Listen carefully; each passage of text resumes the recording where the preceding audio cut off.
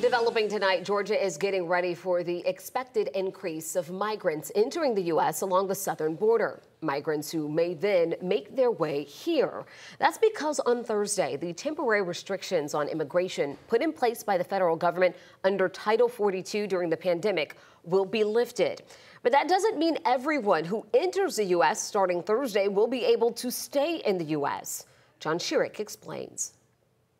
It could take months for migrants who enter the U.S. beginning Thursday when COVID restrictions are lifted to then make their way to Georgia and other states. And only a portion of those who get in will actually be able to stay in the U.S. That's from veteran Atlanta immigration attorney Charles Cook, who says, yes, the video from the U.S.-Mexico border beginning Thursday will be dramatic. You will see videos of lots of people coming to the border, thousands of them. But Cook says with the end of the restrictions, the U.S. will again be empowered to review each request for asylum and deport any migrant who does not qualify to stay, all under orders from the president. If you have an asylum hearing right away and you're denied, he's going to deport you back to your home country. Georgia Governor Kemp is not so sure. He says state law enforcement is ready for criminals to be granted asylum and then come to Georgia. Kemp says that lifting Title 42 restrictions, quote, will have an impact across the country, Georgia included, from a risk in fentanyl to human trafficking.